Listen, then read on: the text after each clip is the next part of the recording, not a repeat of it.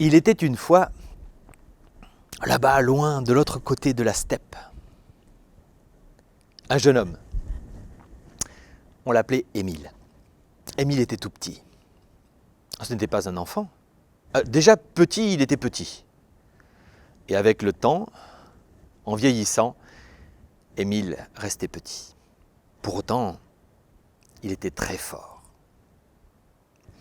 Un jour, son père l'a fait venir à lui et, comme il était devenu un adulte, même s'il était resté petit, il lui a offert un cheval pour mieux pouvoir se déplacer dans la steppe. Émile a remercié, il est monté sur son cheval, a frappé les flancs de ses talons et il a dit « Hu !» Mais le cheval n'a pas bougé. Il a recommencé, mais le cheval n'a pas plus avancé. Alors, tranquillement, sans s'énerver, sans crier, sans frapper, il est descendu du cheval, s'est laissé glisser, puis il a soulevé le cheval et il l'a mangé. Une fois cela fait, il est retourné voir son père et il lui a dit qu'il aimerait bien avoir un deuxième cheval. Et qu'est-ce que tu as fait de celui que je t'ai donné ? Je l'ai mangé. Oh, mais c'est pas possible, mais Émile, mais tu es vraiment terrible ! Et c'est depuis ce jour-là qu'Émile est devenu Émile le Terrible. Voici son histoire. Son père l'ayant congédié, Émile errait dans la steppe, à la recherche d'une nouvelle monture. Et le voilà qui arrive dans un champ d'herbe grasse, parsemé de petites fleurs blanches. Et là, il le voit. Waouh! Un bison énorme. Il est gigantesque. Oh! Il n'a jamais rien vu de tel. Il s'approche de lui et arrivé au niveau de son mufle. Je suis du bon bison, ça. Oh, oui, je suis un bon bison, ça. Oh, je suis un bon bison, ça. Émile se met donc à monter sur le dos du bison. Une fois sur ses épaules, il s'accroche à sa crinière, tape des deux talons et hue. Et le bison se met à avancer. Oh, je suis un bon bison, ça. Je suis un bon bison, ça. Je vais t'appeler Bucéphale. Et tous deux ont commencé à voyager. Ils sont arrivés dans un petit village. Là, lorsque les villageois ont vu arriver ce petit bonhomme sur le dos de cet énorme bison, ils se sont tous mis à rire, à se moquer. Mais qu'est-ce que c'est que ça? Mais il est tout petit, le bison énorme. Émile, ça l'a pas fait rire, mais pas du tout. Alors, sans s'énerver, sans crier, sans frapper, il est descendu du dos du bison, il s'est laissé glisser, et arrivé sur le sol, il a pris un énorme rocher. Il l'a soulevé, il l'a mis au-dessus de sa tête et a demandé où se trouvait la maison du chef. On la lui a indiqué, là-bas. Il a projeté le rocher.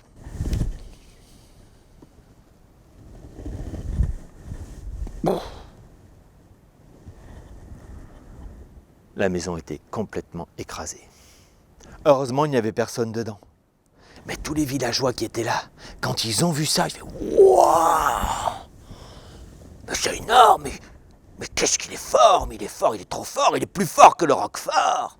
Ah! Il y en a même qui se sont évanouis. Aussitôt, les gens sont arrivés, ils l'ont entouré, ils l'ont pris, l'ont soulevé, l'ont installé dans des coussins, et lui ont offert à boire, à manger. Là, des musiciens sont arrivés, des danseurs, des danseuses. Et alors qu'il était confortablement installé,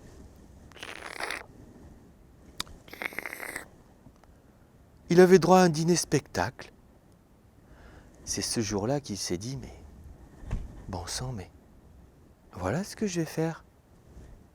Je vais aller de village en village, casser la maison du chef, et j'aurai droit à un dîner-spectacle tous les soirs. Et c'est ce qu'il a fait. Le lendemain, il est reparti, il est remonté sur le dos de Bucéphale, son bison. Allez, et ils sont allés vers un nouveau village. Là, il est descendu, a demandé où était la maison du chef. Un énorme caillou, là-bas.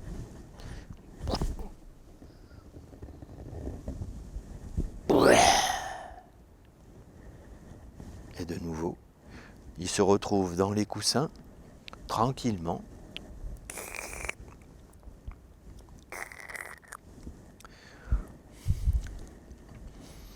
Avec dîner-spectacle. Musicien, danseur, c'est formidable pour lui. Et à chaque fois, les mêmes réactions. Les villageois étaient subjugués. C'est encore une fois, certains s'évanouissaient, d'autres criaient. Mais c'est énorme, mais il est plus fort que le Roquefort. Si bien qu'au bout d'un moment, il y en a qui ont commencé à le suivre de village en village. Et derrière lui, ont commencé à s'agglutiner tout un tas de villageois, plusieurs centaines. Émile était devenu leur chef. Il était content. Ouais, je suis le chef. Allez, Et comme ça, de village en village, la foule derrière Émile le Terrible grossissait, car beaucoup le suivaient. Bon, qu'est-ce qu'il allait faire de tous ces gens ? Bon, de village en village, dîner-spectacle, c'était bien, mais avec tout ce monde-là, il avait une armée pour lui, prête à le suivre, lui, leur chef. Mais alors il pouvait conquérir le monde. Et c'est ce qu'il a décidé de faire, conquérir le monde. Bon, c'était le bazar. Il est descendu du dos de Bucéphale, il s'est retourné et leur a dit « Bon, là ça va pas du tout, c'est trop le bazar. Comment tu t'appelles toi ?» Moi, bouge-trou pas trop vite. Qu'est-ce que tu faisais toi ? Moi j'étais comptable. Très bien. Eh bien tu vas compter et tu vas me les mettre en rang et tu vas les mettre au pas. D'accord. Et c'est ce qu'a fait Bouche-trou pas trop vite. Il les a mis deux par deux, en rang. Il dit, ouais, je suis le sous-chef. Et ils sont allés deux par deux, en rang, au pas, en suivant Émile le Terrible. Alors, à partir de ce moment-là, Émile le Terrible ne s'attaquait plus du tout à des villages, mais à des villes. Et c'était tout le temps la même chose. Émile descendait de son bison, allait frapper à la porte de la ville, et là il hurlait. Envoyez-moi votre plus fort ! Là, sortait un tout grand, tout costaud, tout musculeux, avec des cicatrices de partout. C'est moi le plus fort. S'ensuivait un combat, ou pas, et celui qui gagnait avait la ville. Bien sûr, même si Émile était tout petit, c'était toujours lui qui gagnait. Au bout d'un moment, il n'avait même plus besoin de combattre. Il suffisait qu'il dise qui il était. Je suis Émile le Terrible. Et le combat était terminé. L'autre déclarait forfait. Un jour, Émile le Terrible arrive au pied d'une grande ville, des murailles gigantesques. Il frappe à la porte et il hurle « Envoyez-moi votre plus fort !» Mais les portes restent fermées. Il y avait au-dessus de la porte une tour. En haut de cette tour est montée la princesse de cette ville.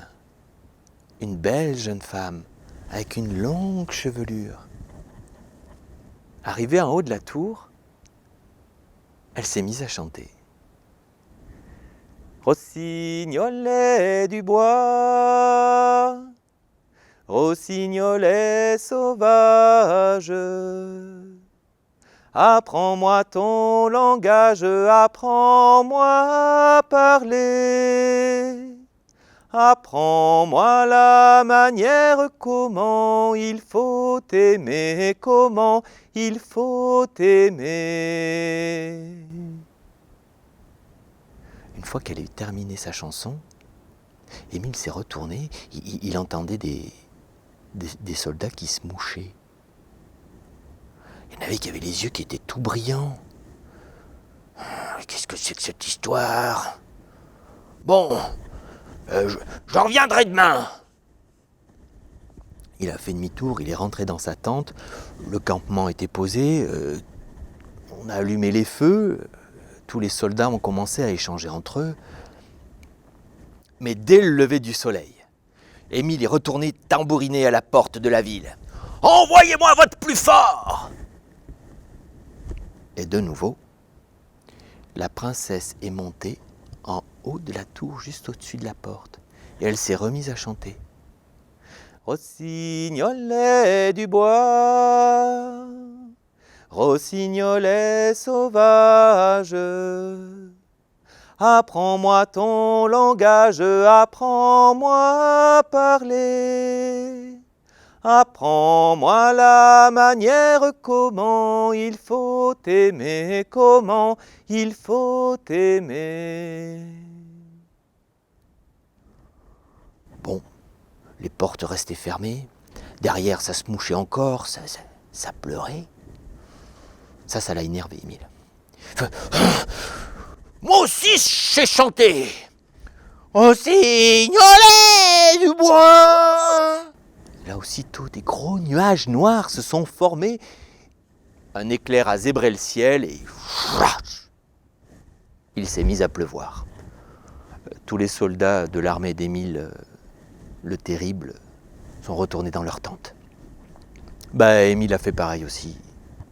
Il est retourné dans sa tente aussi. Le lendemain, Émile le Terrible est sorti de sa tente et la surprise, il n'y avait plus personne. Plus aucun soldat, plus une seule tente. Tous les feux étaient éteints. Et sur le bord de sa tente, à lui, il y avait un papier. Te fâche pas, mais nous, on s'en va, on rentre chez nous. D'abord, tu es toujours en colère, et puis tu nous écoutes pas. Bon, bonne route à toi. Signé, bouge-toi pas trop vite. Ça l'a énervé. Il est arrivé à la porte, il a tambouriné. « Mais envoyez-moi votre plus fort !» La princesse est montée en haut de la tour, et là il l'a questionnée. « Bon, mais pourquoi tu chantes tout le temps comme ça? Pourquoi tu m'envoies pas ton plus fort ?» Mais Émile, la porte de notre ville, elle t'est grande ouverte, mais pas avec ta colère. Reviens en paix. Et alors tu seras le bienvenu. Pas avant. Alors, Émile, dépité, tout seul, il est remonté sur le dos de Bucéphale, son bison, et il est rentré chez lui. Rossignolet du bois. Pendant tout le long du chemin, il repensait à toutes les bonnes choses qu'il avait mangées, les épices. Rossignolet sauvage, toutes les bonnes choses qu'il avait bues. Les jus de fruits, toutes ces boissons, tous ces vins capiteux. Apprends-moi ton langage, apprends-moi à parler. Tous les gens qu'il avait rencontrés aussi, les hommes et les femmes. Apprends-moi la manière comment il faut aimer, comment il faut aimer. Il repensait à tous ces paysages, mais surtout ce qu'il restait dans son cœur, c'était la chanson de la princesse. Et puis d'un seul coup, Bucéphale s'est arrêté. Il était au milieu d'un champ d'herbes grasses, parsemé de petites fleurs blanches. Il était revenu chez lui. Combien de temps avait duré son voyage, il ne s'en était pas rendu compte. Il était resté dans ses pensées. Il est descendu du dos de son bison, Bucéphale, et C'est du bon bison, ça. Oh, oui, c'est un bon bison, ça. Oh, c'est un bon bison, ça. Et puis il est allé voir son père de l'autre côté de la colline. Là, il lui a raconté toute son histoire. Après que son père l'ait entendu, il lui a dit « Comment il faut t'aimer ?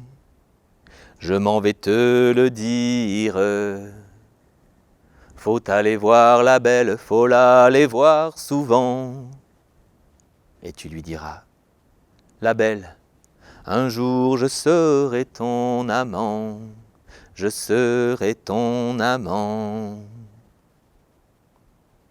Alors Émile est reparti, à pied, en paix. Je pense même qu'il a appris à chanter et qu'il est retourné voir la princesse. Moi, je suis passé par des prés où tous les gens me souriaient. Mon conte est terminé.